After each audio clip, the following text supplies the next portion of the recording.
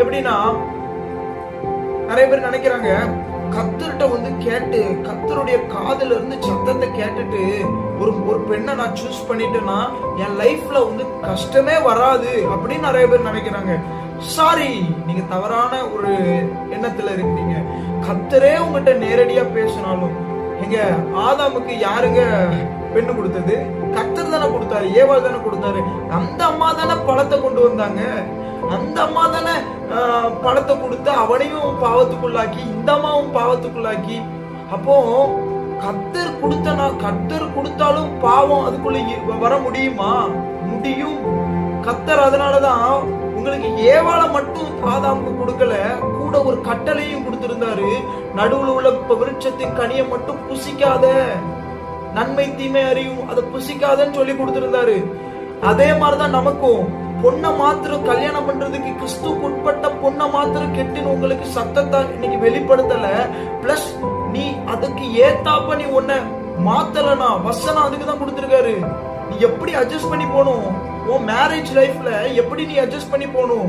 நீ உன் இஷ்டத்துக்கு இருந்துட்டு அது கர்த்தர் தானே கொடுத்தாரு. என் லைஃப்ல பிரச்சனையா வருது, போராட்டமா வருது, நீ பின்னாடி கேட்க முடியாது. வேதத்துல எழுதப்பட்டிருக்குது.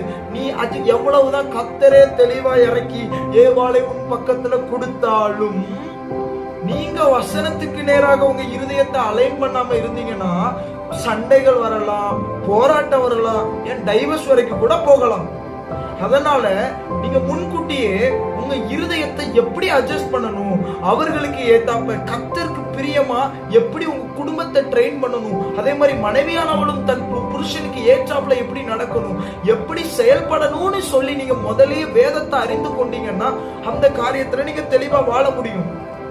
அதனால எப்பவுமே தெரியணும், ஜாதி மதம் தூர முதல்ல கர்த்தர் எதிர்பார்க்கிறாரு, அவரை ஃபாலோ பண்ணணும். ரட்சிக்கப்பட்டவன், இதை நீங்க மனசுக்குள்ள ஆழமா வைத்துக் கொள்ளணும். இன்னும் கூட நம்ம நிறைய பேருக்கு சந்தேகம் இருக்கலாம். நான் கொஞ்சம் தெளிவா பேசுறேன், உங்களுக்கு புரிய பாருங்க.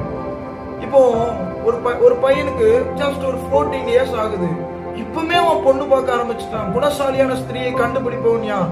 சாரி, உங்க இடத்துல, நீங்க வாழ்ற இடத்துல, உங்க குடும்பத்துல எந்த டைம்ல பொண்ணு பார்க்க ஆரம்பிக்கிறாங்க, பையன் பார்க்க ஆரம்பிக்கிறாங்க, நீங்க பார்க்கணும்.